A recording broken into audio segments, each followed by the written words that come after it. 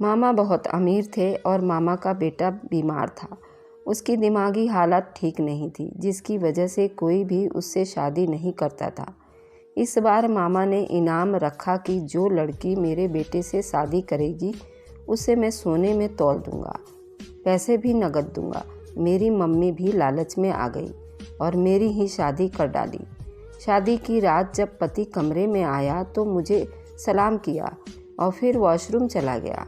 Washroom से आने के बाद उसने मुझे मुंह दिखाई दिया।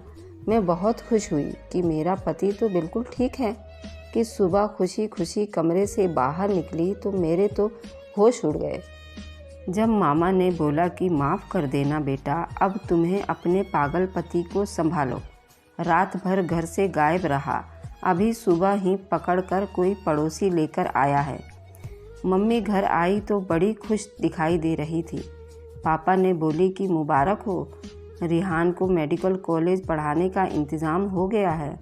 अब हमारे बेटे का हर सपना पूरा होगा। मैं कमरे से भागकर बाहर आई और बोली, मम्मी तो बहुत अच्छी बात है, आप अब तो मुझे भी यूनिवर्सिटी में दाखिला दिलवाएंगी ना। मम्मी ने मेरी तरफ बड़े गौर से देखा और फिर मेरे दोनों हाथ थाम कर बोली, दफ़ा हो, मारो तुम यूनिवर्सिटी को, मैं तुम्हें यूँ परेशान होते नहीं देख सकती। रिहान तो चलो लड़का है, यहाँ वहाँ धक्के खाता फिरे तो भी परेशानी ना होती, मगर मेरी प्यारी लाडली बेटी, तुम्हारे लिए तो मैंने बहुत अच्छा सोचा हुआ है। मैं तुम्हारी शादी ऐसे घर में करूँगी कि तुम राज करोगी। यहाँ तो तुम्हें घर के सारे काम करने पड़ते हैं, अगले घर जाकर तो खुद उठकर पानी भी नहीं पियोगी। पापा ने मम्मी की बात काटते हुए बोली, क्या हो गया राज, क्यों बच्ची को बला बजा गलत फहमी में डालती हो। मैंने तो सुना है कि ससुराल में वजीरों की बेटियां भी काम करती हैं। तुमने ऐसा कौन सा रिश्ता ढूंढ लिया इसके लिए जो उसको इतने बड़े बड़े सपने दिखा रही हो। मेरी नज़र में तो बहन है ना, जो कनाडा में ब्याही गई है, वह अपने बेटे की शादी के लिए हिंदुस्तान आ रही है। बस ये समझ लो कि हमारी बेटी के वारे न्यारे होने वाली है। मेरे पापा एकदम परेशान हो गए थे। वह बोले, नाजिया, ये रिश्ता बिल्कुल भी मंजूर नहीं है। मैं अपनी बेटी के साथ हरगिज़ इतना बड़ा जुल्म करने नहीं दूंगा। मम्मी पापा को घूर कर बोली, आफ्ताब, फिक्र ना करो, हिंदुस्तान शिफ्ट हो जाएगी तुम्हारी बेटी, परदेश नहीं जाएगी। इतना कहकर मम्मी बोली, जाओ जाकर मेरे लिए पानी लेकर आओ। मैं पानी लेने किचन में गई तो मुझे पीछे से मम्मी और पापा की तू मैमे की आवाज़ें सुनती रही थी, जबकि मेरा ध्यान उनकी तरफ नहीं था। मैं तो ये सोच कर ही खुश हुए जा रही थी, मेरी तो ज़िंदगी बदलने वाली है। अगर मेरी शादी मामा के बेटे के साथ हो जाती है तो मैं तो महारानियों की तरह ऐश करूँगी। मैंने भी सुन रखा था कि मेरे मामा का बेटा रुबाब बड़ा हैंडसम है। मैं ये सोच कर परेशान होने लगी थी कि न जाने मेरे मामा अपने बेटे के लिए पसंद भी करेंगे या नहीं। मैंने दिल ही दिल में दुआएं भी कर डाली थी। जब मैंने पानी लेकर वापस आई तो मम्मी अकेले ही बैठी थी। सारा माजरा समझ गई थी। यकीनन मम्मी और पापा की लड़ाई हो चुकी थी। पापा बाहर चले गए थे। एक हफ्ते बाद मामा और उनका बेटा कनाडा से वापस आ गए थे। मामा हमारे लिए ऐसे महंगे महंगे तोहफे लेकर आए थे कि मेरे तो मुंह से लार टपकने लगी थी। मैं मम्मी से बोली, शादी के बाद उन सब चीज़ों की मालकिन मैं बन जाऊंगी, फिर आप देखना हमारे रिश्तेदार जल भून कर कैसे कबाब बन जाएंगे। पापा गुस्से से बोले, माँ की तरह तू भी माँ की तरह लालची है, मेरी मानो तो इस रिश्ते के लिए मना कर दे। मैं बिल्कुल पापा की बात पर सुनकर उछल पड़ी थी। मैं बोली, पापा तो अपनी बेटियों के लिए अच्छे रिश्ते ढूंढते नहीं थकते और आप एक दर पे आए रिश्ते को ठुकरा रहे हैं। पापा चुप होकर बैठ गए थे। मुझे अपने शब्द पर पछतावा हुआ तो पापा से माफ़ी मांग ली। उन्होंने मुझे माफ़ तो कर दिया, मगर उसके बाद उन्होंने रुबाब के रिश्ते के बारे में मुझसे कोई बात नहीं की। यहाँ तक कि मेरी शादी की तैयारियाँ भी शुरू हो चुकी थी। पापा बस गुमज़दा थे। मुझे यही लगता था कि मेरी विदाई का सोच कर परेशान हो रहे हैं। यूँ मेरी विदाई का दिन भी आ गया था। मैं दुल्हन बनी बैठी थी, मगर मेरे रिश्तेदार आंटियाँ मुझे देखकर एक एक करके खुसर फुसर कानों में कर रही थी। मुझे बहुत गुस्सा आ रहा था, मगर मुझे तो यही लगा कि वह मुझसे जल रही हैं। मैंने रुबाब की एक झलक भी नहीं देखी थी और मेरी विदाई भी हो गई थी। मामा मेरे वारी सदके जा रहे थे। मामा मुझे जहाज साइज बेडरूम में बिठाकर खुद बाहर निकल गई थी। मैं तो देखकर फूले नहीं समा रही थी। मेरा बेडरूम कितना खूबसूरत था। कमरे के दरवाजे पर दस्तक हुई तो मैं सर झुकाकर बैठ गई। मेरा पति मेरे कमरे में अंदर हुआ तो मेरी सांस उथल पुथल होने लगी थी। रुबाब मेरे सामने आकर बैठ गए थे और मेरा हाल चाल मालूम करने लगे और इतनी प्यारी बातें कर रहे थे कि चंद ही लम्हों में हिचकिचाहट खत्म हो चुकी थी। मैंने सर उठाकर पहली बार अपने पति के चेहरे की तरफ देखा तो नज़रें झुकाना ही भूल गई थी। बहुत ही अच्छे इंसान थे। रुबाब की बातों में मुझसे पूछने लगे कि शादी तुमने अपनी मर्जी से हुई है? तो मैंने सर हिला दिया था। फिर उन्होंने मुझे मुंह दिखाई में एक फूल तोहफे में दिया तो मेरा मुंह बन गया। मैंने सोचा करोड़ों की जायदाद का मालिक है, मगर दिल कितना छोटा सा है। मैं शायद मेरे मुंह के हाव भाव देखकर मेरे दिल की बात भांप गया था। तब ही जोर से ठहाके लगाकर हंसने लगा। बोला, फिक्र नहीं करो, दुल्हन सही मुंह दिखाई का कीमती तोहफा मिल जाएगा। रुबाब ने उस रात एक बार फिर मुझे मेरे नाम से नहीं पुकारा। वह मुझे बार बार दुल्हन कह रहा था। मुझे उनका ये अंदाज बहुत अच्छा लगा था। अब आपके साथ हूँ। महसूस हो रहा था कि ज़िंदगी फूलों की तरह होगी, मगर मैं नहीं जानती थी कि उस रात के बाद मेरी ज़िंदगी में सब कुछ तहस नहस होने वाला था। मैं सुबह सोकर उठी तो मेरे चेहरे पर शर्म और हया के रंग बिखरे हुए। फिर मैंने उठकर इधर उधर देखा तो कमरे में रुबाब मौजूद नहीं था। मैंने उठकर नहा धोकर अपना श्रृंगार कर लिया और खूबसूरत सा कढ़ाईदार सूट पहन लिया था। मैं तैयार होकर सोफे पर बैठकर रुबाब का इंतज़ार करने लगी थी। बहुत देर बाद मेरे कमरे के दरवाजे पर दस्तक हुई तो मामी मेरे कमरे में आ चुकी थी। उनके साथ एक नीम दीवाना सा लड़का भी मौजूद था। मामी बोली, समा माफ़ करना मुझे, मगर अब मैं ज़्यादा जिम्मेदारी संभाल नहीं सकती। ये पकड़ो अपने पागल पति का हाथ, तुम जानो और तुम्हारा काम जाने। रात भर मैं तो बाहर आंगन में बैठी शोकार काट चुकी थी, मगर तुम्हें इसलिए नींद से नहीं उठाया कि चलो पहली रात है, तुम थकी हुई होगी। ये संभालो अपना पति और ये मुंह दिखाई की अंगूठी भी पकड़ो। मामी की बातें सुनकर मेरा दिल दहल गया था। मैं कभी रुबाब की तरफ देख रही थी तो कभी अपनी मामी के तरफ देख रही थी। मम्मी ने हीरे की अंगूठी ज़बरदस्ती मेरे हाथ में पहना दी और ख़ुद बाहर चली गई थी। जब मैं साइड में पड़े गुलाब की फूल को देखती रही गई थी, मैंने अपना सर दोनों हाथों में पकड़ लिया था। न जाने कल रात किसने मेरे साथ इतना बड़ा धोखा किया था और ख़ुद को रुबाब कह रहा था, मगर अब सामने खड़े रुबाब को देखकर तो मैं कांपने लगी थी।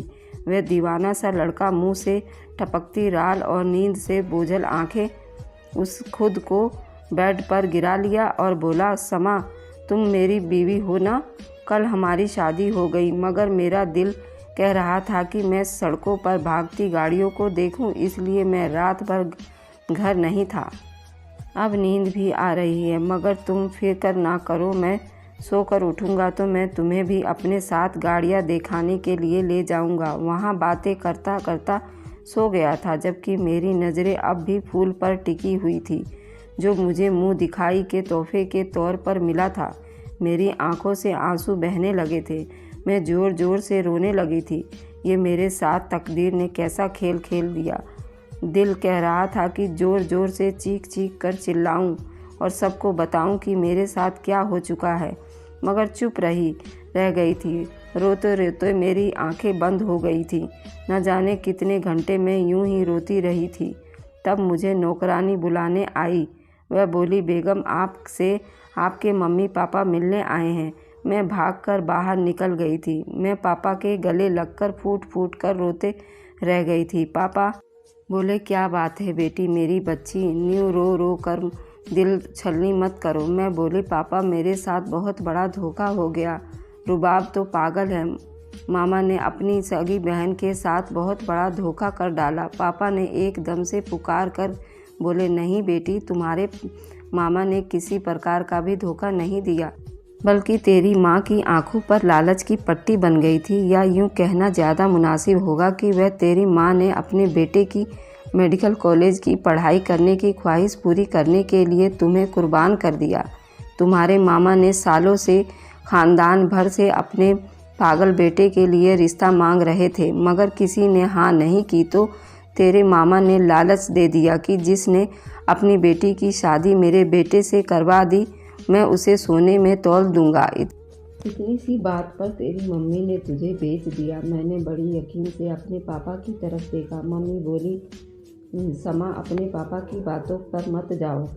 मैं तो तेरी खुशियों की खातिर ये रिश्ता कबूल किया था। माना कि लड़का पागल है, मगर ये सोच हवेली अब तेरी, अब तू उसकी मालकिन है, जो जी चाहे वो कर। वह बोली, मम्मी अब दिल खुश ना है तो क्या खाना क्या पीना, आपने मेरे साथ बहुत बुरा किया। अब हमारा रिश्ता ख़त्म ना मैं आपकी बेटी और ना ही आप मेरी मम्मी। मैं इतना कहकर बाहर निकल आई थी। पीछे से मुझे पापा के रोने की आवाज़ सुनाई आती रही थी। मुझे नौकरानी ने बताया कि मामी बुला रही हैं। मैं मामी के कमरे में गई तो वह काफ़ी परेशान लग रही थी। वह बोली, समा, मुझे अब पता चला है कि मेरी ननद ने अपनी ही बेटी को नहीं बताया। रुबाब पागल है। मैं तो समझी थी कि तुमने अपनी मर्जी से ये शादी की है। मेरी बच्ची, मैं तुमसे शर्मिंदा हूँ, मगर तुम्हें एक बात बताऊँ क्या? रुबाब का इलाज चल रहा है। डॉक्टर को पूरा उम्मीद है कि वह जल्दी ही ठीक हो जाएगा। अब बस तुमने हिम्मत नहीं हारनी। तुमने मेरे साथ मिलकर रुबाब की बीमारी से लड़ना है। ये पैदाइशी बीमार नहीं है। ये 10 साल की उम्र में ऐसा होता हुआ। डॉक्टर ने बताया कि उसने किसी बात का टेस्ट ले लिया था, फिर उसकी बीमारी बढ़ती गई और इस हाल में पहुंच गया, मगर डॉक्टर को पूरा उम्मीद है कि वह ठीक हो जाएगा। मामी ने मुझे काफ़ी तसल्ली दी। फिर मैं अपने कमरे से बाहर निकल गई। मैं आंगन में पड़ी एक कुर्सी पर बैठ गई थी। मैं अंदाज़ा लगाने लगी और कोशिश कर रही थी कि मुझे किस बात का सबसे ज़्यादा गम है, रुबाब के पागल होने का या फिर कल रात के वाक़या का। तो ये पता चला, रुबाब के पागल होने का मुझे रत्ती बराबर भी गम नहीं था। अगर कल रात वाला माजरा ना हुआ होता तो आप बिल्कुल रिलैक्स होती ही, रातों रात अमीर होने की खुशी मना रही होती। मगर अब मैं कुछ उलट पुलट कर रह गया था। मेरे दिल में बार बार यही बात आ रही थी कि काश कल रात वाला जो आदमी ही मेरे पति होता। मैं शादी के पहले ही दिन बहुत बड़ी परेशानी में फंस गई थी। यूँ कहो कि मेरा दिल उजड़ गया था तो ज़्यादा मुनासिब होगा। रुबाब सोकर उठा तो उसने घर में उधम मचा दिया। वह हर चीज़ तहस नहस करके के दर पर था। उसको सुकून की दवाई दी गई थी, तब जाकर ज़रा अच्छा हुआ। मैंने मामी से शादी की वीडियो और तस्वीर देखने की फरमाइश की तो मामी ने फ़ोटोग्राफ़र को कॉल करके घर पर बुला लिया था। मैं एक एक चीज़ बड़े गौर से देख रही थी। मैं कल रात वाले लड़के को ढूंढना चाह रही थी। वह यकीनन मामी का कोई रिश्तेदार ही था जो शादी पर बुलाया गया था, लेकिन वह लड़का मुझे कहीं नज़र नहीं आया था। वह फ़िक्र में मुझे खाए जा रही थी कि रुबाब भी रात भर उधम मचा रहा था। कई बार तो उसने कैंची से मेरी बाल कुतरने की कोशिश की थी। वह खुद को भी अक्सर नुकसान पहुंचाता रहता था। शीशा तोड़कर खुश होता, फिर हाथ पर फेर कर खून से डर जाता और दहाड़े मार मार कर रोता रहता। शादी के 1 महीने में ही मैं सूख कर कांटा हो चुकी थी। मैं अब ज़्यादा सदमे में जा चुकी थी। कोई मुझे देख लेता तो हरगिज़ नहीं पहचानता। एक दिन शाम को घर से रुबाब गायब हो चुका था। सब उसको ढूंढ रहे थे, थक चुके थे। मामी रो रो कर बुरा हाल हो चुका था, मगर मेरे अंदर सुकून ही सुकून उतर गया था। मैं आराम से कमरे में जाकर लेट गई थी। तभी मेरे कमरे की खिड़की को बाहर से किसी ने धक्का दिया था। वैसे मैं उठकर बैठी थी। फिर जो आदमी खिड़की से कूदकर अंदर आया हुआ था। उसे देखकर मेरे सब जख्म हरे हो गए थे। वही लड़का था जो शादी की रात मेरे कमरे में आया था। वह मुझे देखकर मेरे पास आ गया और बोला, समा कितनी कमज़ोर हो गई हो ना। मैं जानता हूँ कि तुम्हारा पागल पति तुम्हें बहुत तंग करता है। तुम्हारी ज़िंदगी जहन्नुम बन चुकी है। ऐसे में तुम मुझे उस जहन्नुम से बाहर झांकने वाली खिड़की बना लो। मैं तुम्हें खुश रखूँगा। तुम्हारा पागल पति तो तुम्हें परेशानी के सिवा कुछ नहीं दे सकता। मैं एक ज़ोरदार थप्पड़ उसके गाल पर मारा था। वह हक्का बक्का रह गया था। मैं बोली, तुमने मेरी ज़िंदगी तबाह कर दी है। तुमने मुझसे मेरी हकीकत खुशी छीन ली है। तुम्हारे बारे में सोच सोचकर मरी जा रही हूँ मैं। हंसकर बोला, मानो या ना मानो समा, तुम्हें मुझसे मोहब्बत हो गई है। मैंने हाँ में सर हिला दिया। हाँ, मैं जानती हूँ मुझे तुमसे मोहब्बत हो गई है, मगर उस मोहब्बत की गली को कोई रास्ता नहीं जाता। वो मेरे पास बैठकर देर समझाता रहा मैं उसे दोस्ती कर लूँ, मगर मैंने इनकार करती और बोली, जो चीज़ मेरे अल्लाह को पसंद नहीं वो मुझे कैसे पसंद हो सकती है। मेरा बाहर से शौहर आने लगा तो वह लड़का खिड़की से कूदकर बाहर निकल गया था। मैं बाहर निकली तो रुबाब खून से लथपथ बैठा रो रहा था। मम्मी भी दहाड़े मार मार कर रो रही थी। मैं आगे बढ़कर बोली, क्या हुआ मामी? मुझे डांटते हुए बोली, तुम्हें उससे क्या? मेरा बेटा जिए या मरे तुम नींद में पूरी करो जाकर। मैं 2 कदम पीछे हटी थी, फिर भागती हुई अपने कमरे में चली गई थी। ज़िंदगी बहुत गमजुदा गुजर रही थी। ऐसे में मुझे एक हमदर्द दोस्त की ज़रूरत थी और ये दोस्त उस लड़के के अलावा और कोई नहीं हो सकता था।